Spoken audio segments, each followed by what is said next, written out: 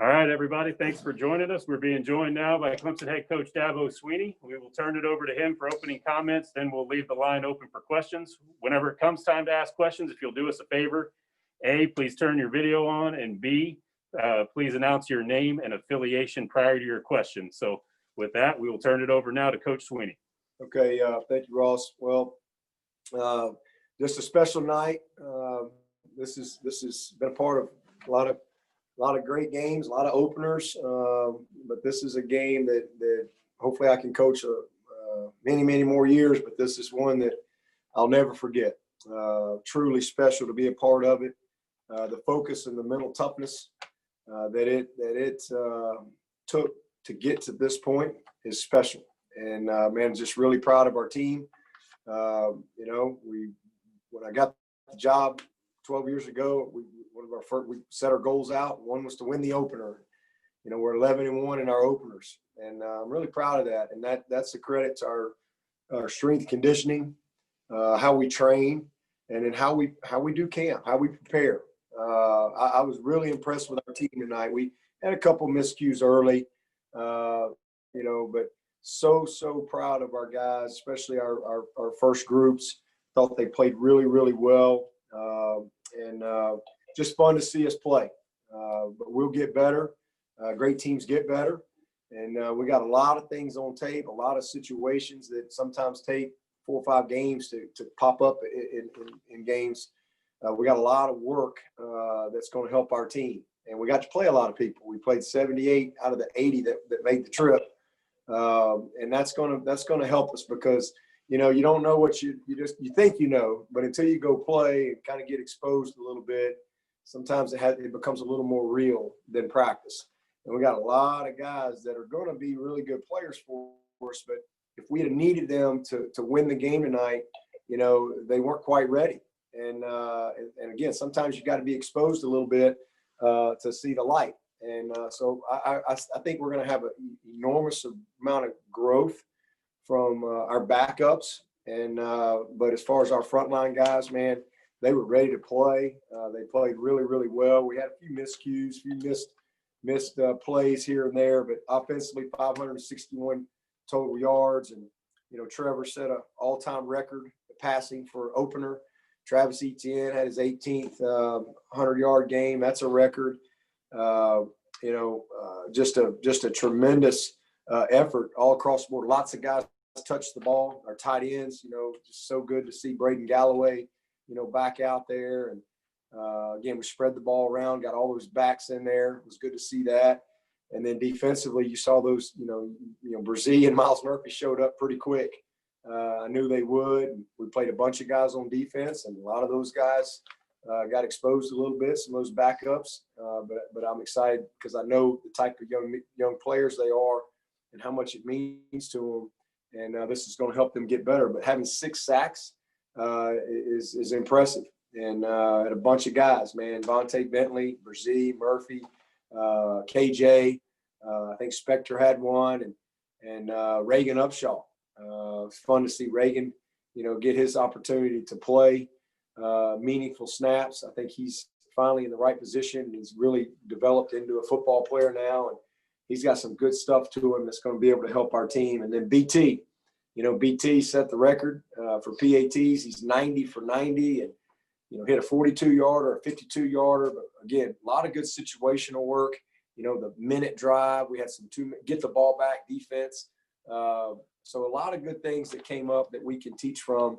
And but just super proud of our guys to come on the road and, get your first road win and an ACC win. It's special. But I'm just, grateful for the moment. And, again, thankful for all the people who helped get us to this point safely. I mean, it's been an enormous, unbelievable undertaking, what we have managed, this summer. And to be at this point, man, that was a happy locker room. And, just excited to get back to work with them and hopefully continue to grow up a little bit. And our schedule sets up well. We got a game next week at home. We'll be excited to play at home. And then an open date. Again, just just giving us more time to get our team, developed and ready to go to hopefully, make a good, strong run. But awesome night. And with that, I'll take your questions.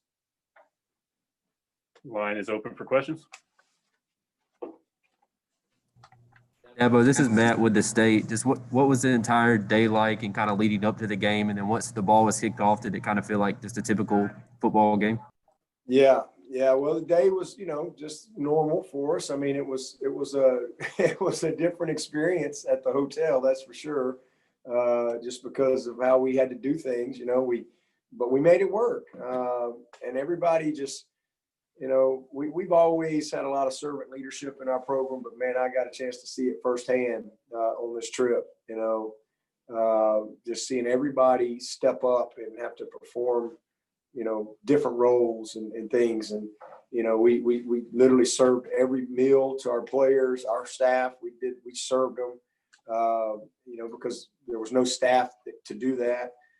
We had to break down and set up. Usually we have multiple meeting rooms. Well, we couldn't do that because of the social distance. You have to have one huge room, and it's got to be the room for everything. So you got to eat there, you got to meet there, you got to walk through there, we did our movie there.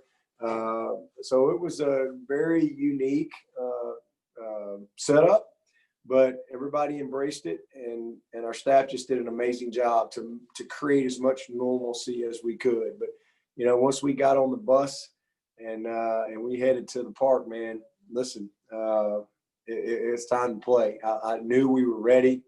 The mindset of our team was right where it needed to be. And, I thought Wake Forest did a really good job of trying to create, as much of an atmosphere as they could with no fans. But, yeah, once we kicked it off, I mean, we're always so locked in. It's really, as a coach, really just don't notice that stuff. You're just so locked into what you're doing. And caught up into the game and the strategy of the game that, it just seemed just like football. It was as normal as ever. It was weird to be able to hear a little bit more than what you normally would be, but it was a great experience. And again, I'm just thankful for the opportunity.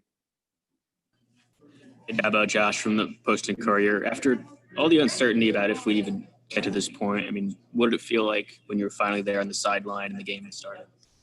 It was emotional. It really was. It just – listen, man, I mean, this is what we love to do. I mean, this is not just a job. I mean, this is our passion. This is what we love to do.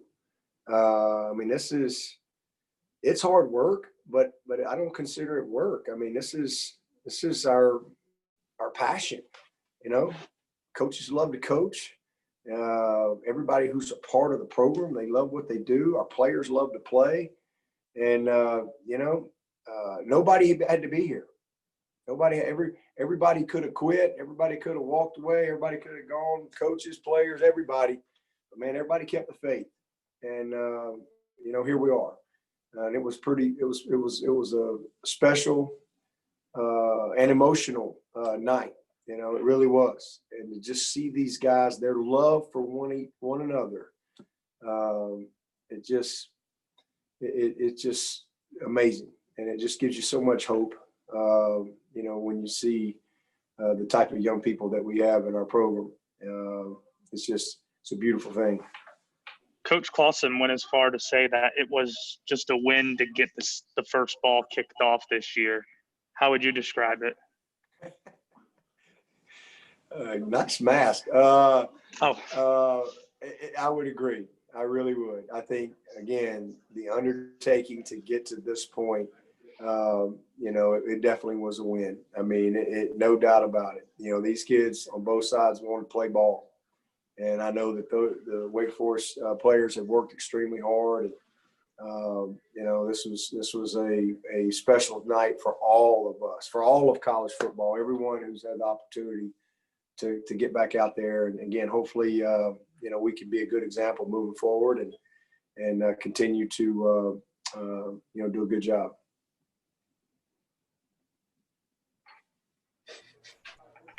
Dabo, this is Grace with The Athletic. Just how different is your offense when the tight ends are involved like they were tonight?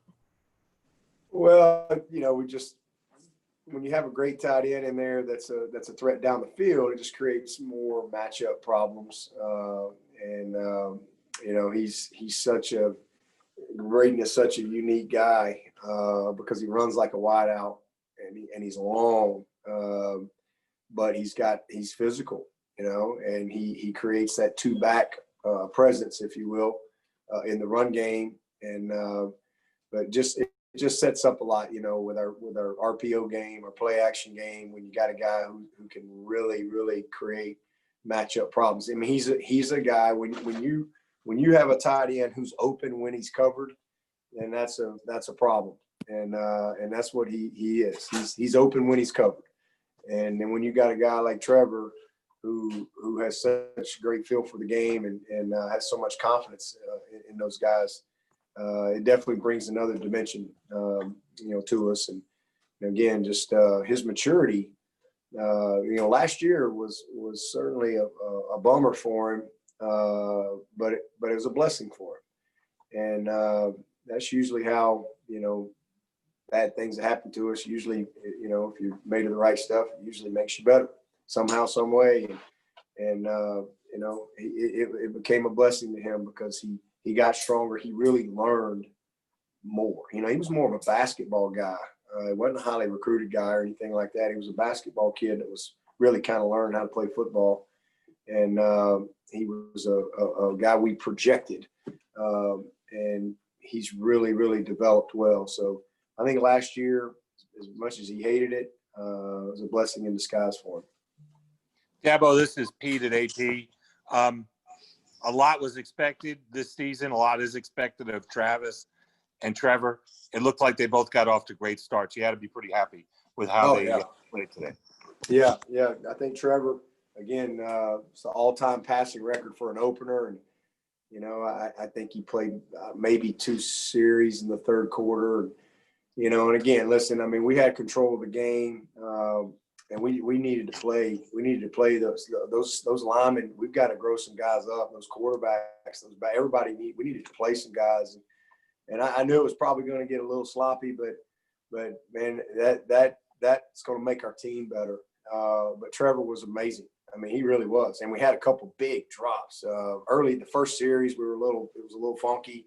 Amari fell down on a little outcut, and we had that. And then Trevor, probably the worst play of the night was him taking that terrible sack. That was a bad play.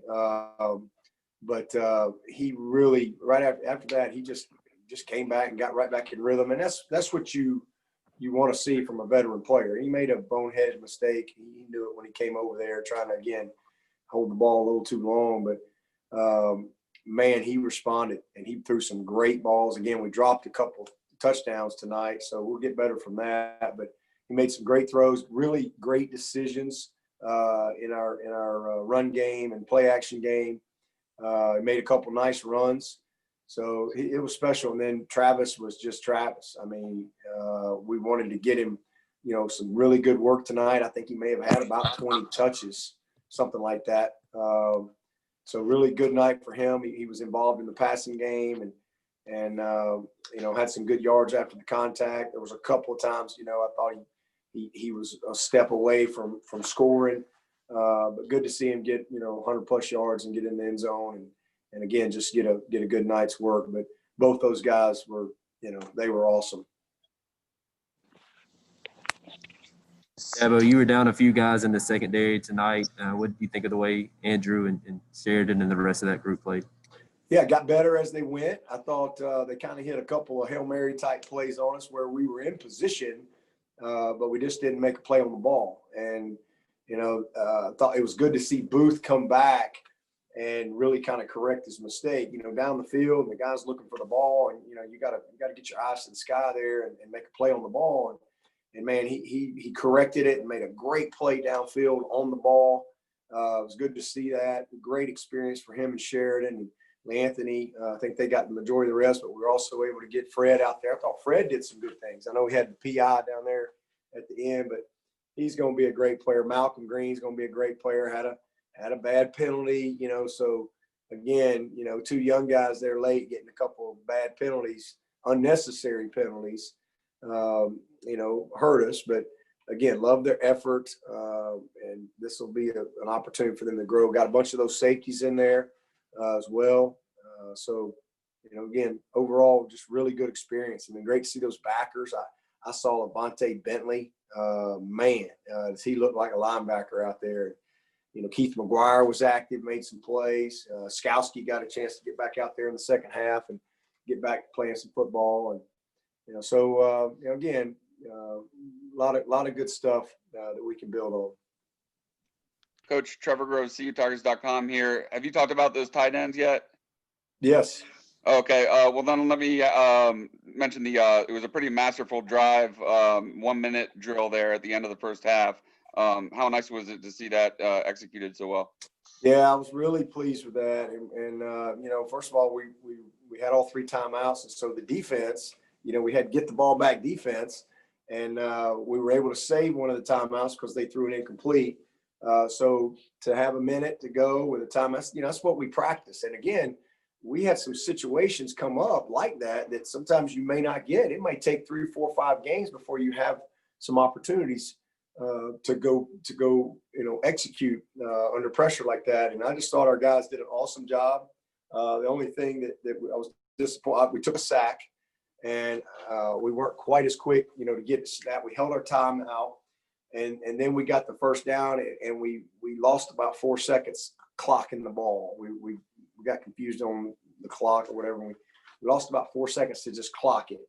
But I was really pleased with our execution with 6 seconds and a timeout. We needed, we were a little out of field goal range and we needed to get, so the execution, being able to, was something we practice, knowing the situation, situational awareness, getting the catch, getting down, call timeout, give us a chance to kick that field goal. And then to see BT go out there and nail it, 52-yarder, was awesome. I mean, that was really, really cool to see us play so clean, first time out, in that type of situation. So proud of the guys offensively and defensively, getting the ball back and then, going and getting the points. Hey, Dabo, of those guys who didn't travel today, will any of them be missing, could any of them potentially be missing significant time going forward? Say that again? Yeah, just of the guys who didn't travel today, could any of them be missing significant time going forward? Well, we've got a couple of guys that we've got some injuries guys on that list. I think Ben Batson, I can't remember, he's going to be a medical. I think we've talked about that, but as far as, like Justin Foster, hopefully he's going to be back sooner than later. Xavier Thomas is really working hard, just think about those 2 guys when we can get them back in the fold. And, Mario and DK, hopefully we'll get those guys back soon as well. And, yeah, I mean, I don't think there's anybody, unless you got somebody specific that's out for any amount of time. We had a couple of guys get banged up tonight. I need to, hopefully that will be back this week, but we'll just have to see. But, all those guys, a lot of them could have been here and could have played, but we could only bring 80. And then we had some others that were out for, whatever the reason was, whether it be some type of injury or COVID protocol, whatever. Hey, Dabo, I think Tyler Davis went into the injury tent. Do you have an update on him? Yeah, I don't. He's one of them. He walked off pretty good. So, hopefully it's nothing serious, but, they'll check him out tomorrow.